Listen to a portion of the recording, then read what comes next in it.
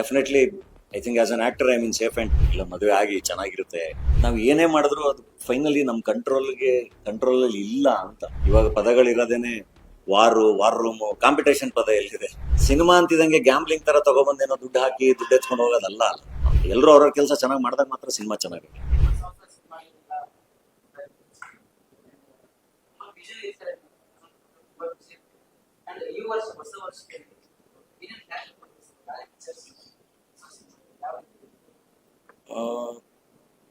Daali pictures ಇಂದ ಈಗ next week JC university release ಇದೆ 6ನೇ ತಾರೀಕು.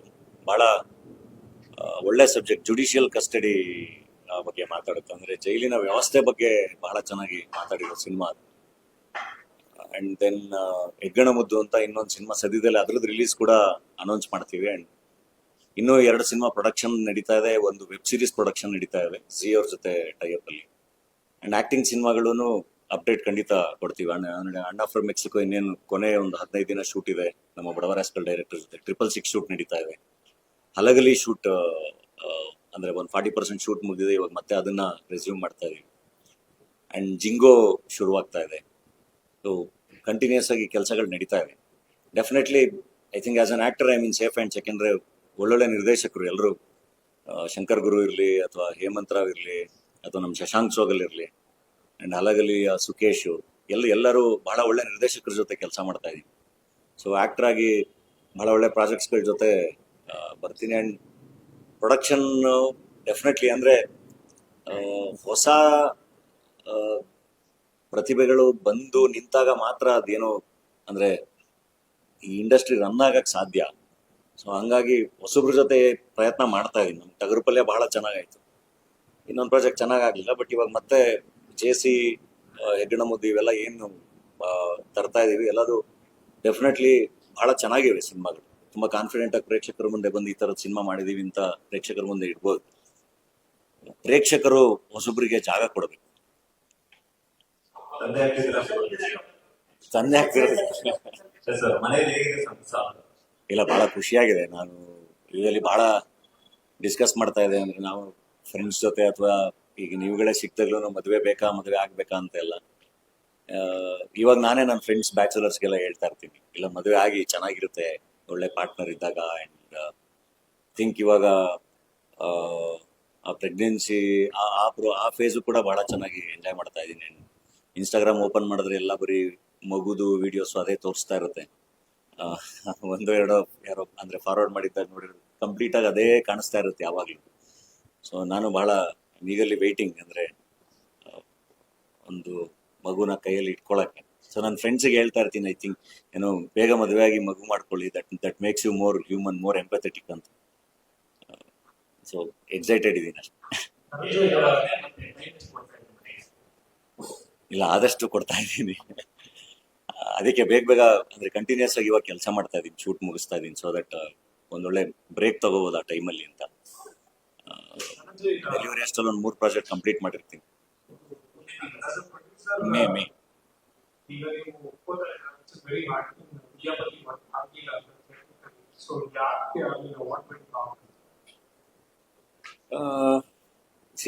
ವರ್ಕ್ ಆಗ್ಲಿಲ್ಲ ಅನ್ನೋದು ಐ ಡೋಂಟ್ ನೋ. ಅಂದ್ರೆ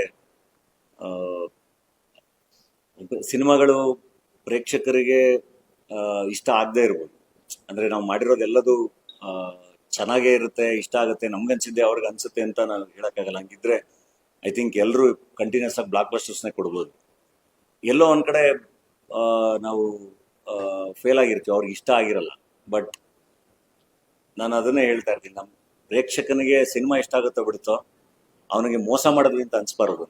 ಆನೆಸ್ಟ್ ಆಗೇನೋ ಇವರು ಒಂದು ಅಟೆಂಪ್ಟ್ ಮಾಡಿದ್ದಾರೆ ಅಂತ ಅನ್ಸ್ಬೇಕು. ಅಷ್ಟಾದ್ರೂ ಆನೆಸ್ಟಿ, ಅಷ್ಟಾದ್ರೂ ಡಿಸಿಪ್ಲಿನ್ ಇರಬೇಕು ಟೀಮಲ್ಲಿ ಅಂತ. ಸೊ ಅದಂತೂ ಇದೆ. ನೋಡೋಣ. ಅಂದ್ರೆ ಐ ಥಿಂಕ್ ಇನ್ನೊಂದು ಆನೆಸ್ಟ್ ಆಗಿ ಒಪ್ಕೋಬೇಕಲ್ವ ಸೋಲ್ಗಳು. ನಾವೇ ಏನಾದ್ರೂ ಎಲ್ರದ್ದು ನಾವು ತೆಗಿತಾ ಕೂತ್ರೆ ಈಗ ನಾವು ಪ್ರೊಜೆಕ್ಷನ್ ಬೇರೆ ಇರುತ್ತೆ.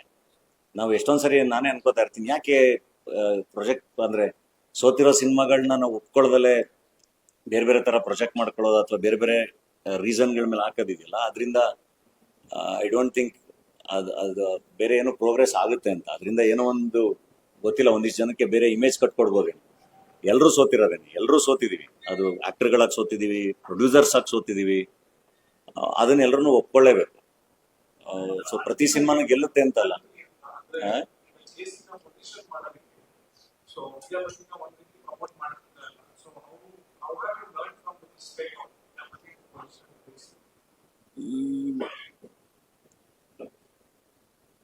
I don't know, release date, time, positioning ಎಲ್ಲ ಖಂಡಿತ ಬಹಳ ಮ್ಯಾಟ್ರ್ ಆಗುತ್ತೆ.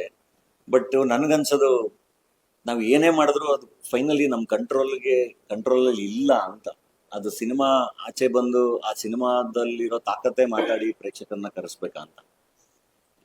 ಅಂಡ್ ಹೊಸೊಬ್ರು ಎಲ್ಲ ಕಂಪ್ಲೀಟ್ ಆಗಿ ಹೊಸ ನ್ಯೂ ಫೇಸಸ್ ಅಂತಾನೆ ಇದ್ದಾಗ ಅದಿನ್ನೂ ಬಹಳ ಕಷ್ಟ. ಹಂಗ್ ನೋಡಿದ್ರೆ ಟಗರು ಪಲ್ಯಾಗ ಹೆಂಗ್ ಬಂದ್ರು ಅಂತ ಇವತ್ತಿಗೂ ಯೋಚನೆ ಮಾಡ್ತಾ ಇರ್ತೀನಿ. ಟಗರು ಪಲ್ಯಾಗ ಬಹಳ ಚೆನ್ನಾಗ್ ಆಯ್ತಲ್ಲ ನಮ್ಗೆ. ಅದರಲ್ಲೂ ಅಂದ್ರೆ ಹೊಸ ತರದ ಸಬ್ಜೆಕ್ಟೇನೆ, ಎಲ್ಲರೂ ಅಲ್ಲೇನು ಹೀರೋ ಅದು ಇದು ಅಂತ ಹಂಗೆ ಒಂದ್ ಫೇಸ್ ಇದೆ, ಥಿಯೇಟ್ರಿಗೆ ಕರ್ಕೊಂಡ್ ಬರ್ಬೇಕು ಆ ತರದ್ ಇರ್ಲಿಲ್ಲ. ಬಟ್ ಅದ್ರದ್ದು ಹಾಡುಗಳು, ಟ್ರೈಲರ್ ಎಲ್ಲ ವರ್ಕ್ ಆಯ್ತು. ಅಂಡ್ ಥಿಯೇಟರ್ಲ್ಲೂ ಜನ ಬಹಳ ಚೆನ್ನಾಗಿ ಎಂಜಾಯ್ ಮಾಡೋದು. Not only in theatre, OTT ಬಹಳ ಚೆನ್ನಾಗಾಯ್ತು. ಪೇಪರ್ ವ್ಯೂ ಅಲ್ಲಿ ಹಾಕಿದ್ವಿ, ಯೂಟ್ಯೂಬ್ ಅಲ್ಲಿ ಚೆನ್ನಾಗಾಯ್ತು. ಅಂಡ್ ಆ ಸಿನಿಮಾಗ್ ಬಂದಿರೋ TVR ಸ್ಟಾರ್ ಸಿನಿಮಾ TVR ಅದಕ್ಕೆ ಬಂದಿರೋದು. ನಿಮ್ಗೆ ಟಿವಿಯಲ್ಲಿ ಆಲ್ಮೋಸ್ಟ್ 7.5 7.6 TVR ಬಂದಿರೋದು, ಅಂದ್ರೆ ಟಗರು ಪಲ್ಯ ಸಿನಿಮಾ. ಸೊ ಆ ಸಬ್ಜೆಕ್ಟ್ ವರ್ಕ್ ಆಯ್ತಲ್ಲ. ಹಂಗೆ ಈಗ JC ಯೂನಿವರ್ಸಿಟಿ ಅಂತ ತಗೊಂಡ್ರೆ ಐ ಥಿಂಕ್ ಆ ತರದ ಸಿನಿಮಾಗೆ ಒಂದು ಪ್ರೇಕ್ಷಕ ವರ್ಗ ಇದೆ. ಸೊ ಅವ್ರಗಳಿಗೆ ಅದು ಡೆಫಿನೆಟ್ಲಿ ಇಷ್ಟ ಆಗುತ್ತೆ ಅಂತ. ಈಗ ನೀವು ಒಪ್ಕೋತಾ ಇದ್ದೀರಲ್ವಾ, so is there as a producer industry ಏನಾಗ್ತಾ ಇದೆ some of the YouTubers are ಕೆಲವೊಂದು ಸೋಷಿಯಲ್ ಮೀಡಿಯಾ ಹ್ಯಾಂಡಲ್ಸ್ ಎಲ್ಲ ರಿವ್ಯೂ ಮಾಡೋದನ್ನ ಸ್ವಲ್ಪ ಕಡಿತಾ ಇದ್ದಾರೆ ಅನ್ನೋದು ಗೊತ್ತಾಗ್ತಾ ಇದೆ. ಈಗ ಮುಂಬೈ ಶೋ ರೇಟಿಂಗ್ಸ್ ಡಿಸೇಬಲ್ ಆಗ್ತಾ ಇದೆ, ಯೂಟ್ಯೂಬ್ ಚಾನೆಲ್ಸ್ಗೆ ರಿಜೆಕ್ಷನ್ ನೋಟಿಸಸ್ ಹೋಗ್ತಾ ಇದೆ. So what you like to say as a producer, how much open should be to criticism? ಅಲ್ಲ, definitely we should be open to criticism. ಇವಾಗ ಮೊದಲೆಲ್ಲ ಆಗಿದ್ರೆ ನಮ್ಗೆ ಎಲ್ರು ಗೊತ್ತಿರೋರಲ್ವಾ, ಈ ಪತ್ರಿಕೆ, ಈ ಟಿವಿ, ಇವ್ರು ರಿವ್ಯೂ ಮಾಡ್ತಿದಾರೆ ಹಿಂಗೆ ಅಂತ. ಇವಾಗ ಎಷ್ಟು ಜನ ಇರ್ತಾರೆ ಅಂದ್ರೆ ಯಾರು ಗೊತ್ತಿರಲ್ಲ. ಅದನ್ನ ಈಗ ನಾನು ಒನ್ ಸೈಡೆಡ್ ಆನ್ಸರು ಹೇಳಕ್ಕಾಗಲ್ಲ. ಇವತ್ತು ಹೆಂಗಾಗಿದೆ ಅಂದ್ರೆ, ಇಲ್ಲಿ ಕುತ್ಕೊಂಡು ನಾನು ಒಂದಿಷ್ಟು ಜನ ರೆಡಿ ಮಾಡಿ ನಾನು ಯೂಟ್ಯೂಬ್ ಚಾನಲ್ ಓಪನ್ ಮಾಡಿಸಿ ನಿಮ್ ಸಿನಿಮಾ ರಿಲೀಸ್ ಆಗ್ತಿದೆ ಅಂದಾಗ ಅದ್ರ ಬಗ್ಗೆ ಬೇಕು ಅಂತ ನೆಗೆಟಿವ್ ಮಾಡಿಸ್ಬೋದು. ನಡೀತಾ ಇದೆ ಇವತ್ತು ನಡೀತಿರೋದು ಹಂಗೆ. ಇವತ್ತು ಎಷ್ಟೊಂದು, ಮೊನ್ನೆ ಅದೇ ಒಂದು ಡಿಸ್ಕಷನ್ ನಡೀತಾ ಇತ್ತು ನಮ್ಮ ಸಿನಿಮಾ ಸರ್ಕಲ್ ಅಲ್ಲಿ. ಇವತ್ತು ಹೆಂಗಿದೆ ಅಂದ್ರೆ, ಮೊದಲೆಲ್ಲ ಅವ್ರನ್ನ PR ಮಾಡ್ಕೋತಾ ಇದ್ರು. ಇವಾಗ ಹೆಂಗಿದೆ ಅಂದ್ರೆ, ಬೇರೆ ಯಾವ್ದಾದ್ರು ಸಿನಿಮಾ ಬಂದ್ರೆ ಅದಕ್ಕೆ ನೆಗೆಟಿವ್ ಮಾಡಿಸೋದೇ ಒಂದು ಕೆಲಸ ಶುರುವಾಗಿದೆ. ಅವ್ರ ಸಿನಿಮಾ ರಿಲೀಸ್ ಆದ್ರೆ ಈ ಕಡೆ ಅಭಿಮಾನಿಗಳಿಗೆ ಕಷ್ಟ, ಇನ್ನೊಬ್ರು ಸಿನಿಮಾ ರಿಲೀಸ್ ಆದ್ರೆ ಇನ್ನೊಬ್ರಿಗೆ ಕಷ್ಟ. ಸೊ ಒಂದು ನೆಗೆಟಿವ್ PR ಆಟೋಮೆಟಿಕ್ ಆಗಿ ಒಂದು ಆಪೋಸಿಟ್ ಇದರಿಂದ ಶುರುವಾಗುತ್ತೆ ಅಂತ. ಮೋಸ್ಟ್ಲಿ ಅದಕ್ಕೆ ಭಯ ಬಿದ್ದು ಐ ಥಿಂಕ್ ಪ್ರೊಡ್ಯೂಸರ್ಸ್ ಆ ಕಾಲ್ ತಗೋತಿರ್ಬೋದು. ಬಟ್ ನಾನ್ ನಂಬೋದು, ಒಂದು ಸಿನಿಮಾ ಬಹಳ ಚೆನ್ನಾಗಿದ್ರೆ ಐ ಥಿಂಕ್ ಪ್ರೇಕ್ಷಕ ಮಾತಾಡ್ತಾನಲ್ಲ, ಏನೇ ನೆಗೆಟಿವ್ ರಿವ್ಯೂ ಏನೇ ಮಾತಾಡಿದ್ರು ಅದು ಇನ್ನೊಂದು ಆಪೋಸಿಟ್ ಒಳ್ಳೆ ಅಲೆನ ಅದು ಕ್ರಿಯೇಟ್ ಮಾಡುತ್ತೆ. ಅವ್ರು ಎಷ್ಟು ನೆಗೆಟಿವ್ ಮಾಡಿದ್ರು ಒಂದು ಒಳ್ಳೆ ಸಿನಿಮಾ ಅದು ಏನಾಗ್ಬೇಕು ಅದು ಹಾಗೆ ಆಗುತ್ತೆ. ಸರ್, ಹಾಗಂತ ಅನ್ಕೊಂಡು ಒಂದು ವಿಮರ್ಶೆಯನ್ನೇ ಬೇಡ ಎಷ್ಟು ಮಟ್ಟಿಗೆ ಸರ್ ಅಂದ್ರೆ ಹೌದು ವಿರೋಧ ಬರ್ಬೋದು, ನೆಗೆಟಿವ್ ಬರ್ಬೋದು, ಅದ್ರ ಅರ್ಥ ವಿಮರ್ಶೆನೇ ಬೇಡ ಅಂತ ಹೇಳೋದಲ್ಲ. ಅಲ್ಲ, ಖಂಡಿತ ವಿಮರ್ಶೆ ಬೇಡ ಅಂತ ಹೇಳಕ್ ಸಾಧ್ಯನೇ ಇಲ್ಲ, ಹೇಳಬಾರ್ದು. ಡೆಫಿನೆಟ್ಲಿ ಇರ್ಬೇಕು. ಇದನ್ನ ಆಫ್ ಮಾಡ್ತಿದೆ, ವಿಮರ್ಶೆನೇ ಬೇಡ ಅಂತ ಹೇಳೋದು ಇಂಟೆನ್ಷನ್ ಇದೆ. ನಾನಂತೂ ಖಂಡಿತ ಹೇಳಲ್ಲ ವಿಮರ್ಶೆ. ನಿಮ್ ಸಿನಿಮಾಗಳನ್ನು ಹೇಗೆ ಅಲ್ಲ, ವಿಮರ್ಶೆ ಬೇಕು, ಡೆಫಿನೆಟ್ಲಿ ಕ್ರಿಟಿಕ್ಸ್ ಇರ್ಲೇಬೇಕಲ್ವಾ. ಇಲ್ಲ ನಾನು ಹೆಂಗೆ ತಿದ್ಕೊಳಕ್ಕಾಗತ್ತೆ ಅಥವಾ ಹೆಂಗೆ ಮುಂದಕ್ಕೆ ಹೋಗಕ್ಕಾಗತ್ತೆ?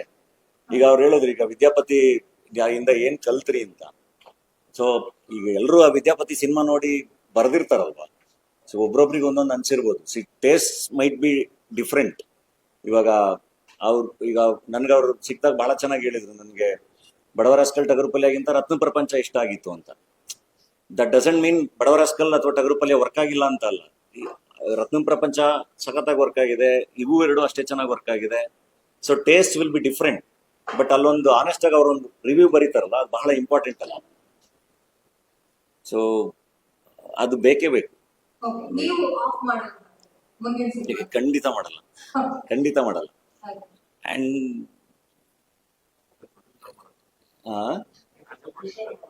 ಅಲ್ಲ, ಆಕ್ಟರ್ ಆಗಿನೂ ಮಾಡಕ್ಕಾಗಲ್ಲ. ಹೆಂಗ್ ಮಾಡಕ್ಕಾಗುತ್ತೆ? ಆಕ್ಟರ್ ಆಗಿನೂ ಮಾಡಕ್ಕಾಗಲ್ಲ. ಅಂಡ್ ಅಪೋಸಿಷನ್ ಅದೇನೋ ಒಂದು ನಡೀತಾ ಇರ್ತದಲ್ಲ, ಏನು ಮಾಡಕ್ಕಾಗಲ್ಲ, ಅದೊಂದು ಇವಾಗ ಯುದ್ಧ ತರ ಆಗಿದೆ ಸಿನಿಮಾ ಮಾಡೋದು. ಸೊ ಅದನ್ನೆಲ್ಲ ಫೇಸ್ ಮಾಡ್ಕೊಂಡೇನೆ ಗೆಲ್ಸ್ಕೋಬೇಕು. ಒಂದು ಪ್ರೇಕ್ಷಕಂಗೆ ಸಿನಿಮಾ ನಾವು ಬಹಳ ಚೆನ್ನಾಗಿ ತಲುಪ್ಸಕ್ಕಾದ್ರೆ, ಅವರು ಥಿಯೇಟ್ರಿಗೆ ಬಂದಾಗ ಅವ್ರಿಗೆ ಒಳ್ಳೆ ಎಂಟರ್ಟೈನ್ಮೆಂಟ್, ಅವ್ರಿಗೊಂದು ಎಕ್ಸ್ಪೀರಿಯನ್ಸ್ ದಾಟ್ಸಕ್ಕಾದ್ರೆ ಐ ಥಿಂಕ್ ಆ ಸಿನಿಮಾನ ಯಾರು ತಡೆಯಕ್ ಆಗಲ್ಲ.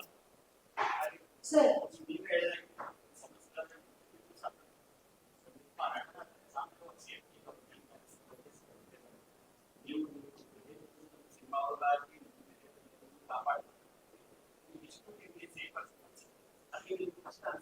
ಅಲ್ಲ, ಸೇಫ್ ಅಲ್ಲ, ಡೆಫಿನೆಟ್ಲಿ ಒಂದ್ ಮಟ್ಟಿಗೆ ರಿಸ್ಕೇನೆ ಇದು. ಬಟ್ ಏನಂದ್ರೆ ಸಿನಿಮಾದಲ್ಲೂ ದುಡ್ಡಿದೆ ನಿಮ್ಗೆ. ಅದಕ್ಕೆ ಬೇರೆ ಬೇರೆ ಇಂಡಸ್ಟ್ರಿಲಿ ಬಹಳ ದೊಡ್ಡ ದೊಡ್ಡ ಎಕ್ಸಾಂಪಲ್ಸ್ ಇದೆ.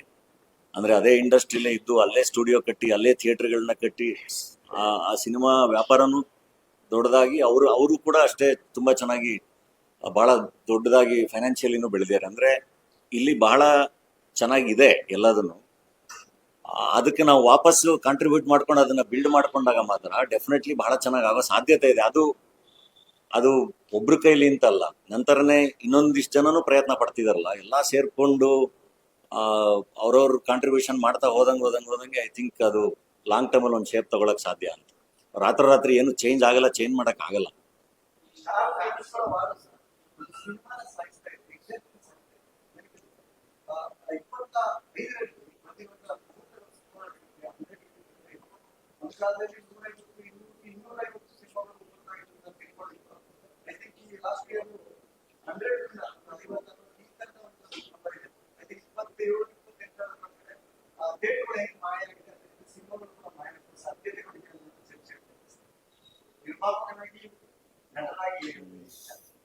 ಗೊತ್ತಿಲ್ಲ, ಐ ಥಿಂಕ್ ನನ್ನ ಪ್ರಕಾರ ಸಿನಿಮಾ ಯಾವತ್ತೂ ಸಾಯಲ್ಲ ಅಂತ.